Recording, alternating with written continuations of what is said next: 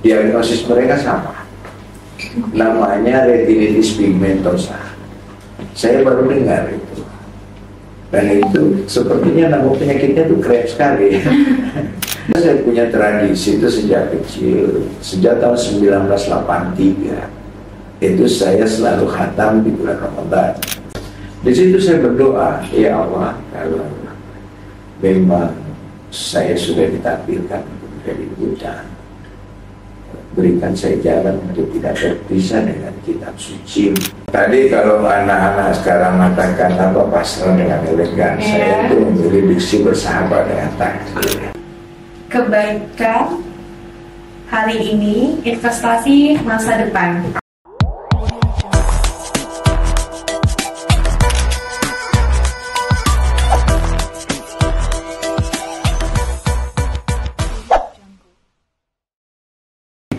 Assalamualaikum warahmatullahi wabarakatuh.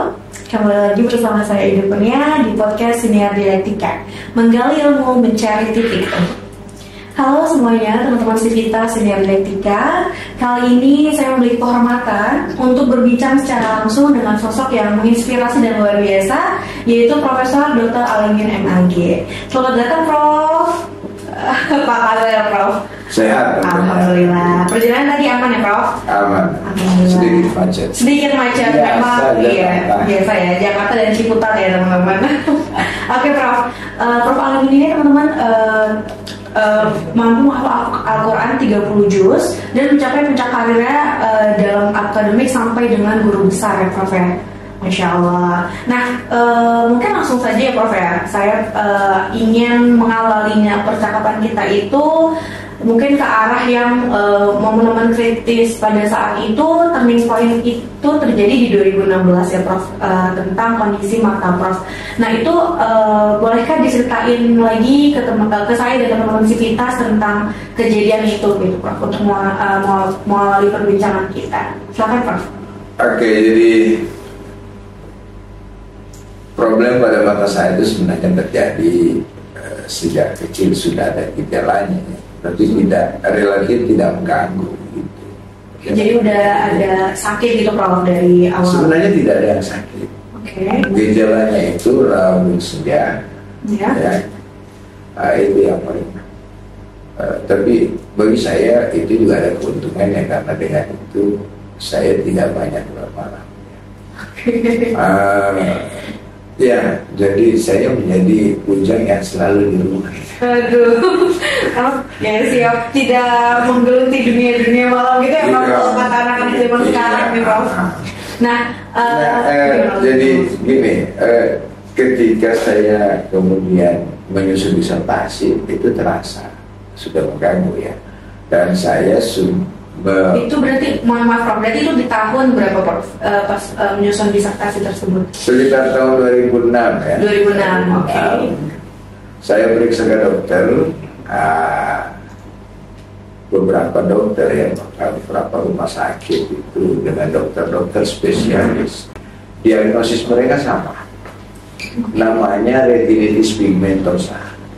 Saya baru dengar itu, dan itu sepertinya nama penyakitnya itu keren sekali.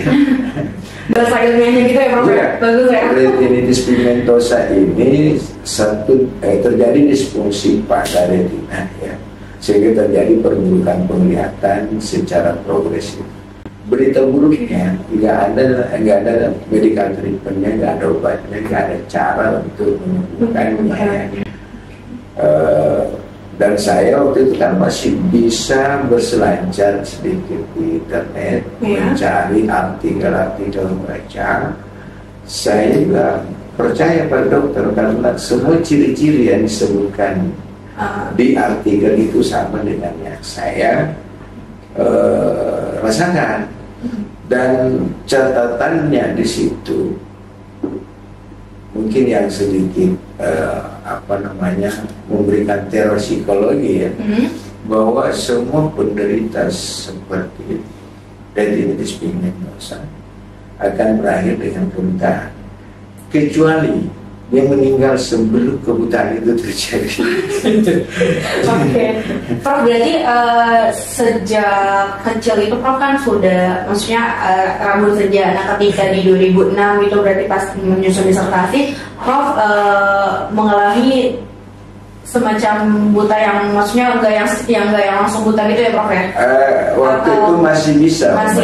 Okay. Hanya saja sudah ada gangguan-gangguan seperti mata cepat lelah, kemudian ada misalnya ya yang paling saya rasakan waktu itu pergerakan krusok ketika saya gerakan mouse itu kadang-kadang hilang itu nggak kelihatan ya, itu antara lainnya.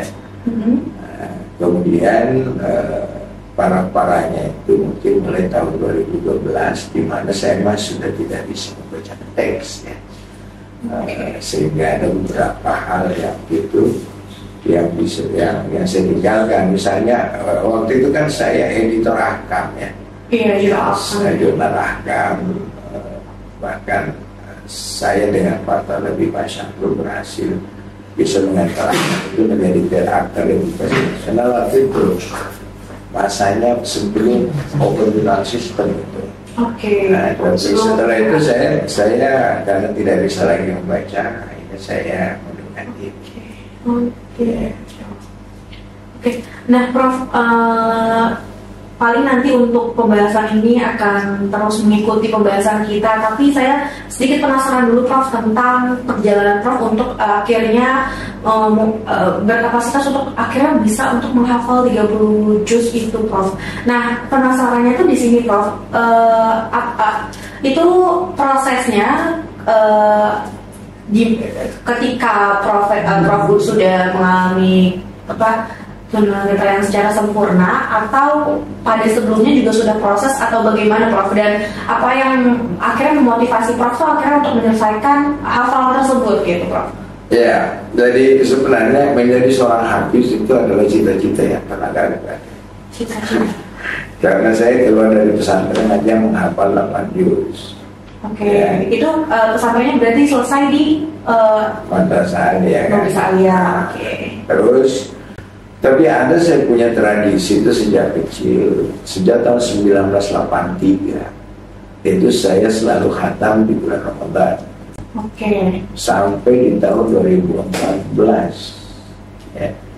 Nah, di tahun 2015 itu saya tidak melakukan itu. Kenapa? Karena problem mata saya itu saya tidak bisa membaca lagi.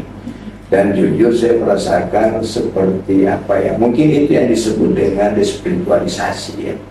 Saya sepertinya sedih sekali karena gagal meraih pahala-pahala mulia di bulan itu kan. Nah terus ketika saya di Tanah Suci, saya melihat orang mengaji dan tanpa sadar saya ambil Quran, ingin mengaji juga. Mungkin waktu itu saya tidak menyadari kondisi saya ya. Iya, berarti pada saat itu sudah terjadi ya Prof? Iya, saya buka Quran, baru saya sadar, iya ya, penglihatan saya bermasalah dan saya tidak ada tulisan detail yang bisa saya lihat. Nah, itu lupa salat tahajud ya di Masjidil Haram waktu itu. Dan jadi sungguhnya saya sadar, saya betul-betul kehilangan ini. Satu kesempatan akhirnya di situ saya berdoa, ya Allah, kalau memang saya sudah ditampilkan menjadi buta, berikan saya jalan untuk tidak terpisah dengan kitab suci. Itu doa saya. Ya. Sehingga ketika pulang, ya jawabannya itu mungkin bahwa caranya adalah menghafal ayat Al-Quran sebanyak-banyaknya. Itu menghafal Al-Quran sebanyak-banyaknya. Hafalan yang tadinya 8 juz itu saya meraja sampai dapat. Kemudian saya lanjutkan sedikit demi sedikit. Waktu itu saya masih bisa melihat sedikit sedikit. Belum total berarti. Belum. Nah, itu backgroundnya itu saya tidak mungkin itu ya tagihan dari sebuah tradisi yang sudah sejak kecil dilakukan. Sampai berarti support system Prof pada saat itu juga keluarga dan sebagainya juga akhirnya mendukung dan memotivasi Prof untuk melanjutkan hal tersebut ya Prof, atau seperti apa? Iya, dari tekad Prof sendiri yang lebih besar itu sebenarnya tekad dari dalam itu, kesadaran pribadi itu dan kondisi yang akhirnya Prof ya kalau misalkan bahasa anak zaman sekarang tuh ada namanya gini Prof, pasrah dengan elegan gitu Prof. Apakah Prof akhirnya tuh ketika adanya kondisi mata Prof dan ketika pas di tanah suci tersebut kan akhirnya Prof menyadari bahwa oh ternyata memang saya kemungkinan besar akan total gitu Prof untuk kondisi mata Prof ini. Nah ketika itu kan akhirnya Prof menyadari bahwa bagaimana akhirnya saya tetap bisa berpacu dan berteman baik gitu ya istilahnya Prof dengan Al-Quran dan berbagai macam yang ada di dalamnya itu. Berarti kan Prof akhirnya punya mindset itu sendiri. Nah boleh paling Prof untuk di-share ke kita dan teman-teman Sivitas Sinergetika terkait apa yang akhirnya Prof termotivasi dan apa sebenarnya goals dari Prof itu sendiri. Jadi tadi kalau anak-anak sekarang mengatakan apa pasrah dengan elegan, saya itu memilih diksi bersahabat dengan takdir. Oke, diksinya bersahabat dengan takdir. Bersahabat dengan takdir karena saya sebenarnya sudah melakukan banyak ikhtiar ya, dan memang tidak ada yang berhasil. Dan saya adalah seorang akademisi yang percaya pada hasil-hasil kerja akademis tentunya ya. Jadi ketika dokter mengatakan tidak ada harapan, saya bangun persiapan psikologi untuk itu. Jadi di antaranya saya tetap harus melakukan apa yang bisa saya lakukan. Saya memanfaatkan momen-momen, kebetulan mobilitas itu sudah kurang, saya banyak di rumah, jadi saya mencari cara untuk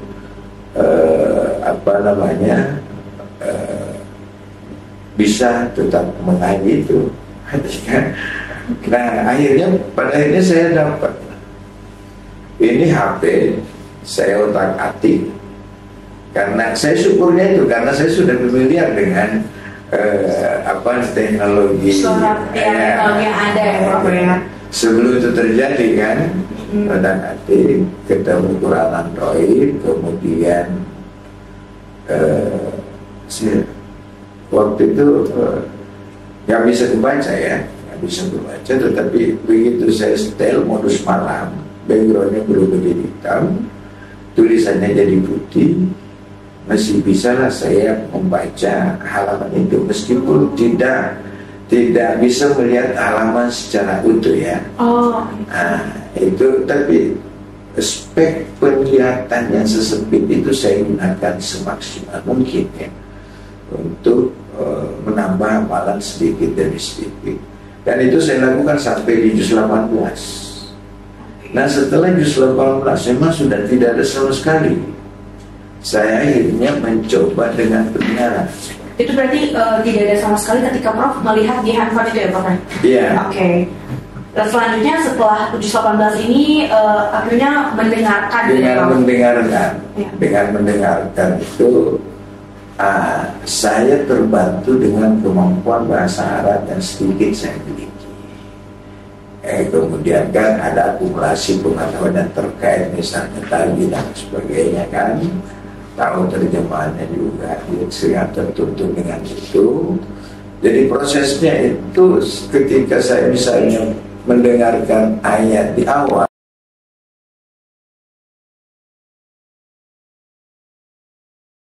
dengan frekuensi sampai 10 kali, mungkin saya sudah bisa ikuti, tapi belum sempurna. Lanjut pada frekuensi 20, bisa saya ikuti dengan sempurna. Dalam frekuensi berikutnya, itu suara HP seolah-olah ikut saya. Jadi saya membaca duluan, HP seolah-olah ikut, itu berarti standar saya sudah tercapai. bahwa halaman itu saya sudah hafal. Itu yang saya lakukan, hafalan untuk halaman demi halaman sampai alhamdulillah bisa tembus. Ya kira-kira makan waktu 3 tahun itu. Nah proses meraja kemudian itu karena sekarang memang tidak bisa saya melihat, ya saya pakai bantuan-bantuan seperti speaker ini, kan? Boleh Prof mau dicoba atau gimana?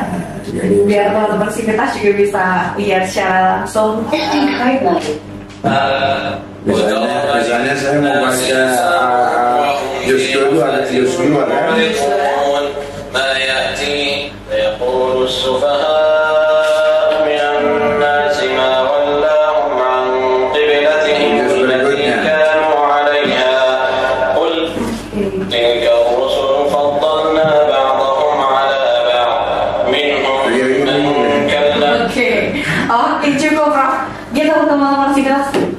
Boleh dikasih tahu ke teman-teman sivitas gitu nggak Prof? Kayak diperlihatkan di kamera boleh? Apa ini? Dikasih tahu bentuknya seperti apa gitu. Ini kan speaker dipakai semua orang, ya kan? Tapi akhirnya dari semua speaker yang ada kan akhirnya Prof milih gitu. Emang baru sekali saya beli speaker. Oh, oke. Akhirnya langsung cocok gitu Prof. Iya. Dan ini juga misalnya saya mau dengarkan tafsir, saya sudah isi dengan tafsirnya misalnya Pak Quraisy di sini. Oh gitu. Ya, apa yang dimeterai dengan? Iya. Ya, jadi kalau saya mau dengar tafsir, jadi ya bisa kan? Ada mempunyai akses penglihatan yang sama. Jadi yang di depan maupun yang di belakang mempunyai akses penglihatan yang sama, begitu ya. Nah dari situ kita bisa melihat berapa persen dari kata yang diperlihatkan itu bisa banyak kalangan melihat bahwa studio memang tidak akan dirubah pada bulan Juli ini. Power off. Mantap sekali Prof. Jadi itulah saya harus mencari media yang untuk kondisi saya kan. Mungkin inilah artinya kita punya adaptabilitas ya. Betul. Ya, tadi menyambung obrolan yang Prof bilang pas penyusunan disertasi Prof. Ini menarik karena saya juga penasaran akhirnya bagaimana kan itu kan sebuah tantangan dong Prof untuk akhirnya Prof menjadi guru besar juga untuk akhirnya mempunyai berbagai literatur atau karya tulis gitu Prof. Gimana menyusun hal itu dengan kondisi Prof yang saat ini gitu Prof? Iya. Itu hal yang paling sulit yang saya temukan. Iya, karena maksudnya ya saya selama juga kan pasti kesulitan dalam riset dan sebagainya, apalagi dengan kondisi Prof gitu ya Prof. Saya bahkan pernah menyatakan lempar handuk untuk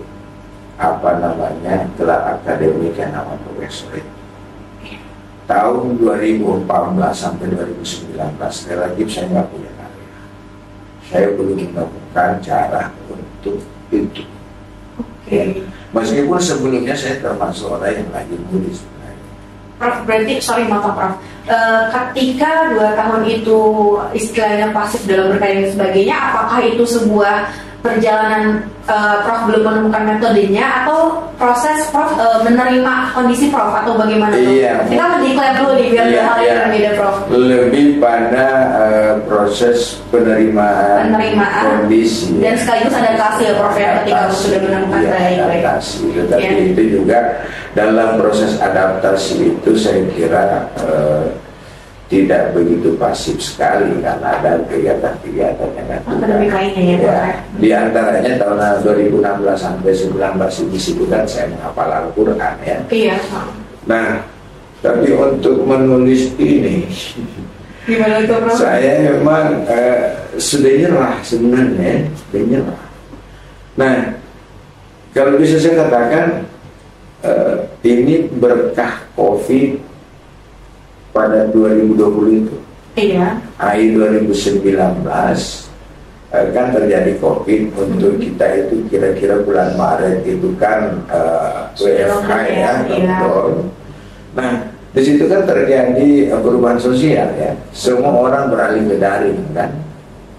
Nah, saya yang selama itu tidak pernah ikut seminar, tiba-tiba kebanjiran undangan webinar itu, dan bisa kita akses dari rumah kan, dan cukup mendengar saja kan. Nah, waktu itu saya ditelepon oleh seorang sahabat, diajak ikut dalam satu show. Jujur saya merasa diolok-olok sebenarnya. Ketika saya nanya, ini show apa? Dia bilang Academic Writing. Nulis. Dan bilang, kamu kan tahu saya nggak bisa melihat, baru saya diajak untuk ikut pelatihan Academic Writing. Dia bilang, enggak Kakanda. Kebetulan dia ada alumni kan. Iya, ada tingkat portfolio.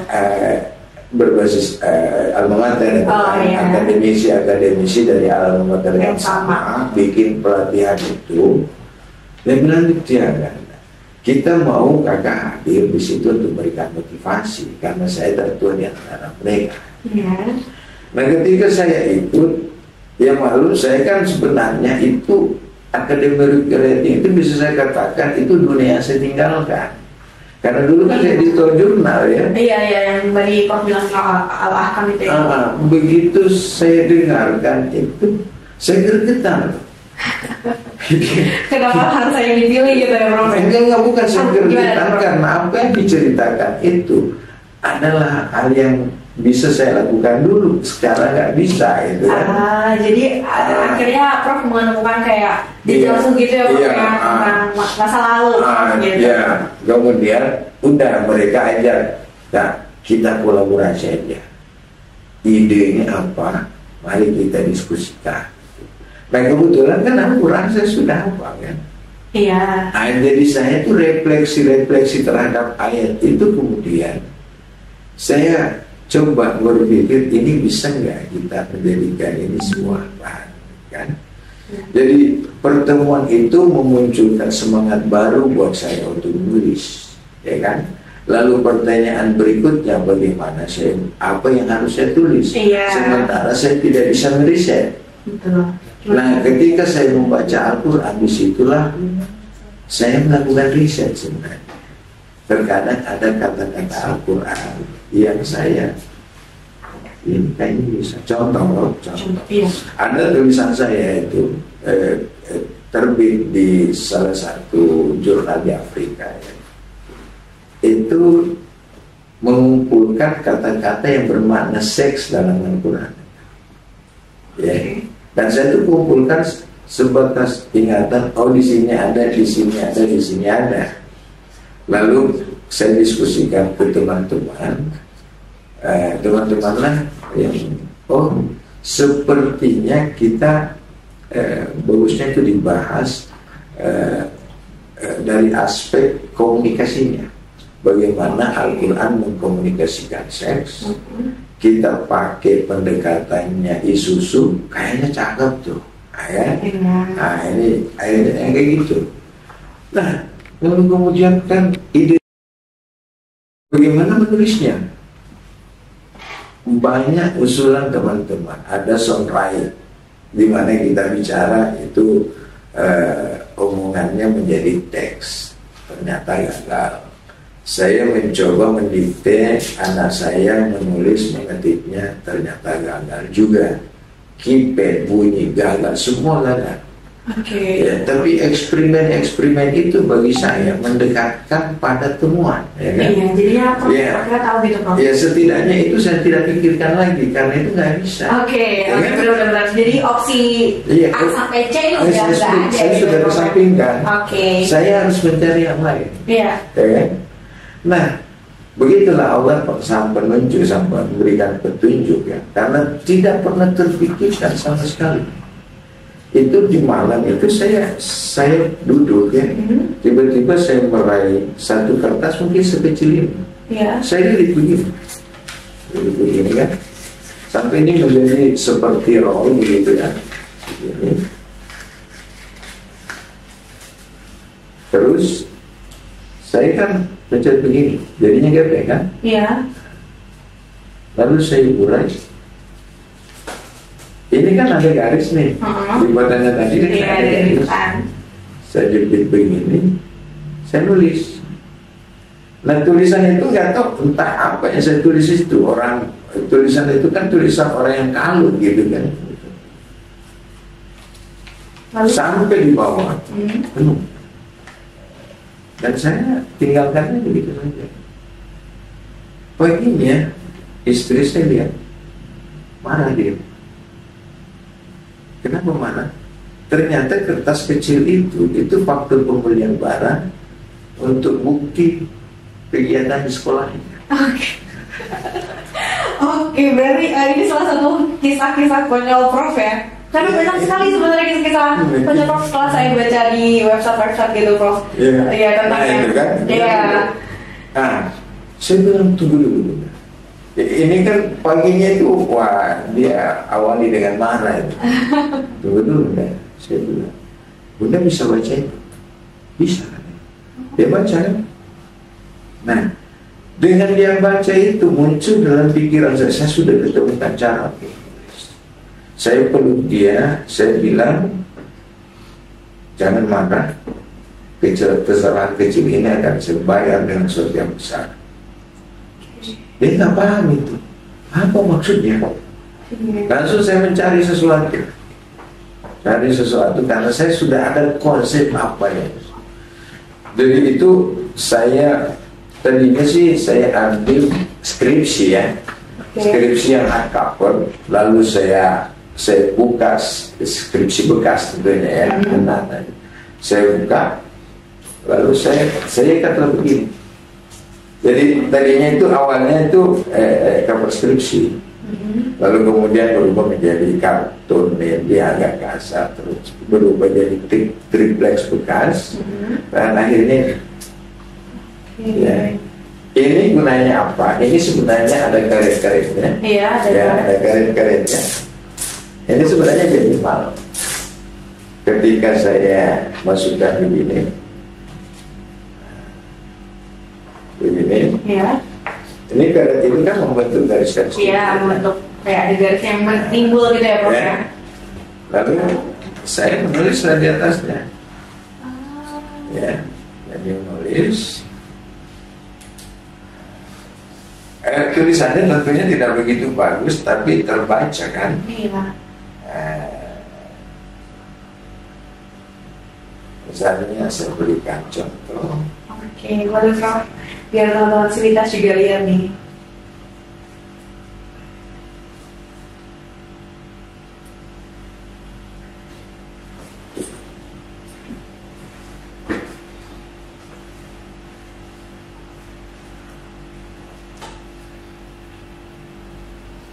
Menarik sih Prof, ketemu metode yang seperti ini.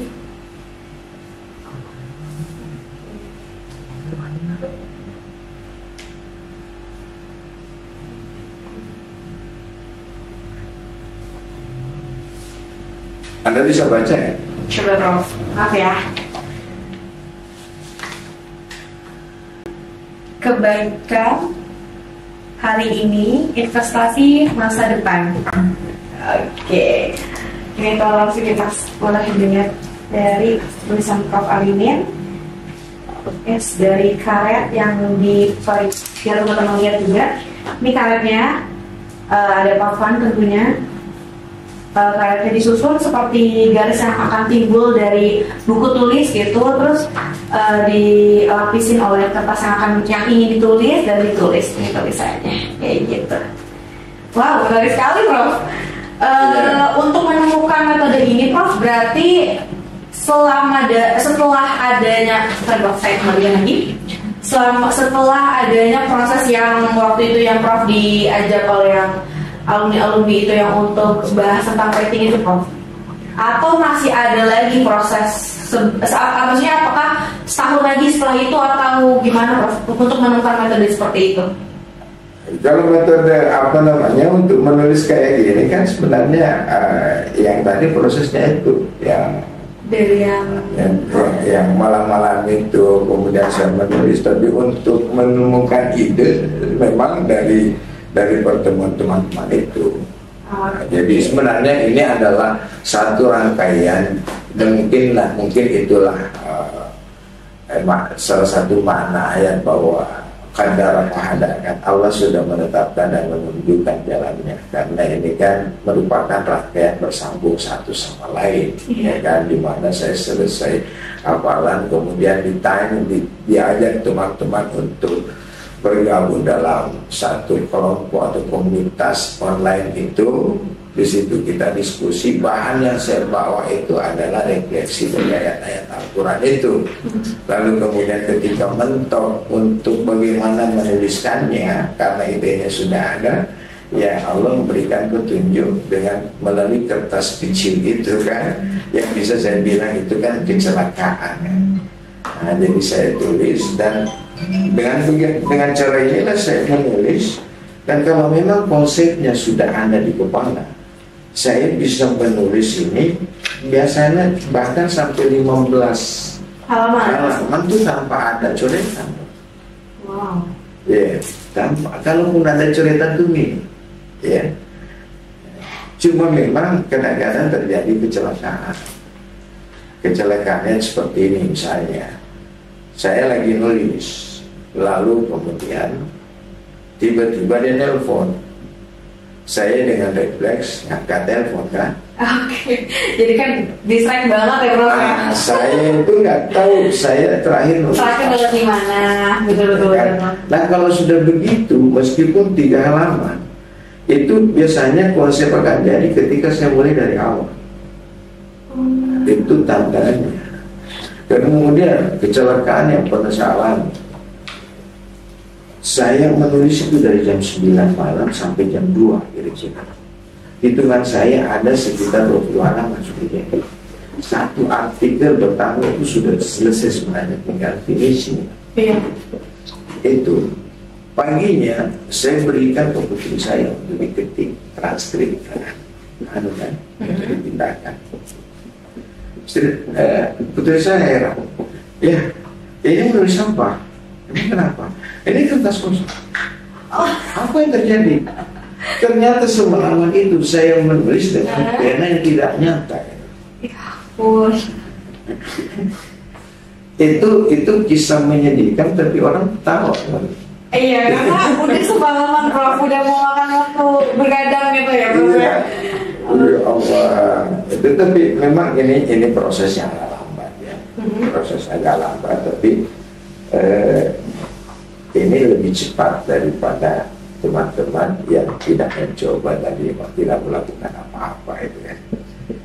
Lambat memang, tapi ini lebih cepat daripada hanya sekedar menggunakan laptop untuk mungkin ber-WA yang bermedsos dia, saya kira.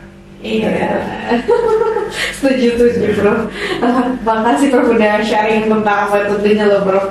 Paling mau tanya sih Prof nih ya, tadi kan Prof akhirnya ada momen di mana Prof proses chatting lah Prof kayak untuk menerima kondisi Prof. Nah akhirnya tuh titik balik untuk walaupun mungkin ketika Prof menerima kondisi Prof, tapi Prof juga tetap menghafal Al-Quran dan sebagainya gitu, tetap melakukan aktivitas, tapi akhirnya kenapa maksudnya apa yang akhirnya tuh menjadi titik balik akhirnya Prof aktif lagi, bangkit lagi, dan sampai saat ini tuh menjadi guru besar gitu Prof.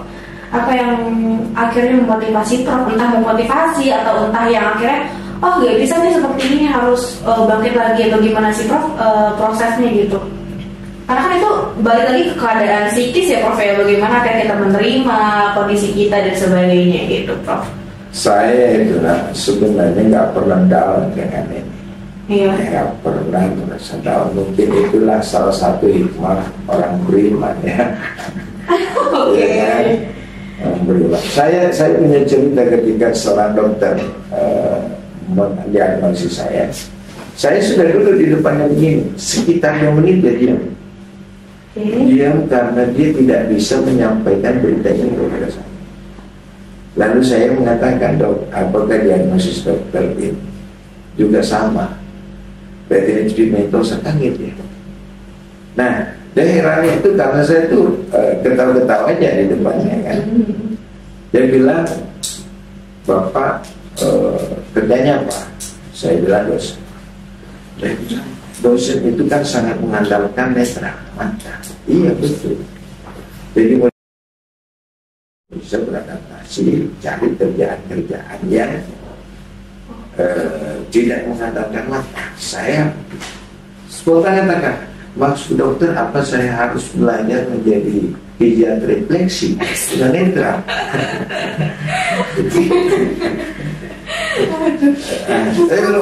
Bukan itu maksud saya. Pas itu dokternya bingung, aduh gimana saya responnya ini. Dia bilang, Bapak ngajar apa? Saya bilang ngajar tafsir. Oh, Bapak Ustaz ya. Memang beda. Saya bilang bedanya apa? Pak, orang lain kalau nyampaikan penyakit ini nggak bisa ketawa. Oh gitu. Nangis saja katanya kan Bapak. Nah di dokter yang lain dia bilang apa? Pak Halimi nggak usah cari obat. Kenapa dok? Dia bilang saya lihat Pak Halimi kan sudah punya obatnya. Maksud dokter apa? Obatnya ini kan samar dan tawakal. Saya bilang oh iya betul. Itu materi saya itu. Ya, dari titik balik itu saya nggak tahu entah kapan, tapi saya itu nggak pernah merasa dok. Jadi kemudian aktivitas saya mengaji itu, saya kan sebenarnya mendapatkan, artinya setiap saat saya mendapat pembaharuan janji dari Tuhan. Yeah. Setiap saat misalnya saya membaca Inna ma'al usri yusra, di balik satu kesulitan ada banyak kemudahan. Kemudian mayyumin billah yahdi qalbah. Orang beriman itu hatinya diterangi. Mayyattaqillah yaj'al lahu makhraja wa yarzuqhu min haitsu la yahtasib. Yang bertakwa itu akan dapat selalu solusi. Kemudian tidak disangka-sangka, dan saya yakin itu. Jadi bahkan saya bilang kepada teman-teman, kalau Anda punya banyak problem tidak terselesaikan, kembali periksa takwamu. Ya kan? Kalau selama ini kalian tidak pernah mendapatkan rezeki tak disangka-sangka, jadi kalian jangan takwamu itu masih rendah. Iya. Iya betul. Kalau ini tentu menjadi ini sih Prof, teguran juga sebenarnya untuk saya bahwasannya ya periksa lagi takwamu gitu ya Prof ya. Iya, kemudian ya orang tawakal itu Allah mengantar ke tujuannya. Ya kan?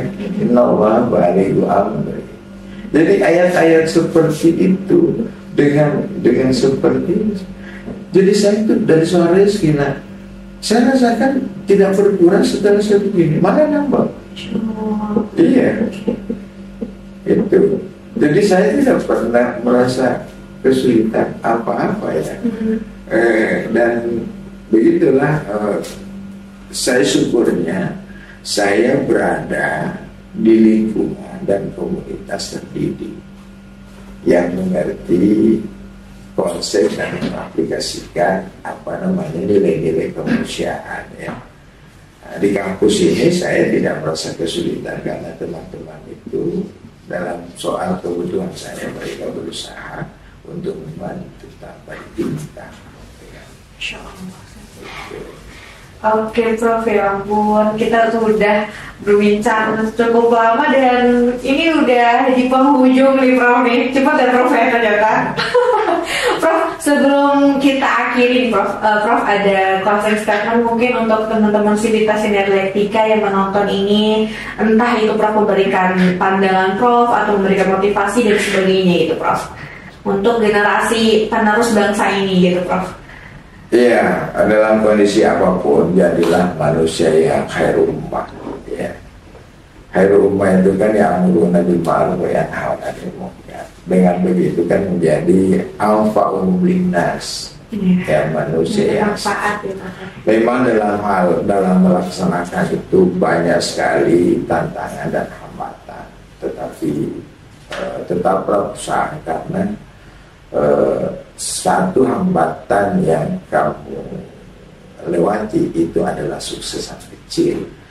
Nah, kesuksesan besar itu terukur dari sebanyak apa halangan dan tantangan yang Anda kalahkan.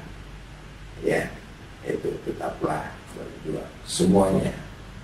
Jadi jangan pernah menyerah. Nah, bagi teman-teman yang difabel, bersahabatlah dengan takdir, lapangkan dada untuk menerima. Karena resistensi itulah yang membuat, yang menghalangi Anda dengan menghalangi dengan untuk mendapatkan hikmah-hikmah itu. Bersabarlah selalu, karena dengan bersabar Anda selalu bersama dengan Tuhan. Ketika kesabaran itu hilang, maka Anda memutuskan untuk bersama. Pada saat itu mungkin rahmat itu akan terhijau. Cukup, Prof? Ya. Oke, terima kasih banyak ya, Prof ya.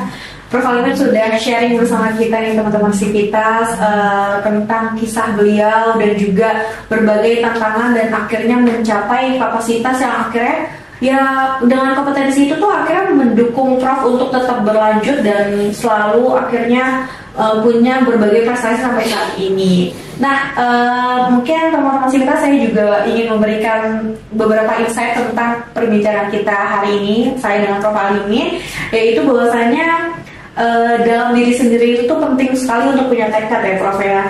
Bagaimana akhirnya dengan kondisi seperti apapun yang ditakdirkan oleh Allah, kita punya tekad untuk segera menerima itu dan bangkit kembali.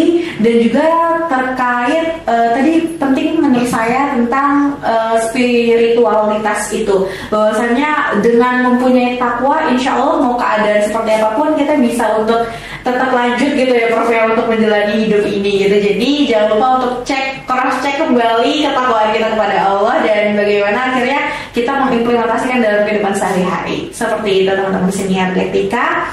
Terima kasih banyak sudah menonton hingga akhir. Kalau misalkan masih ada pertanyaan, jangan lupa untuk mention atau untuk chat ke media sosial Fakultas Syariah dan Hukum, baik melalui Instagram dan YouTube serta berbagai sosmed lainnya. Oke, cukup dari saya, Aida Kurian. Sampai jumpa di episode Sinar Dialektika selanjutnya. Bye, terima kasih. Wassalamualaikum warahmatullahi wabarakatuh.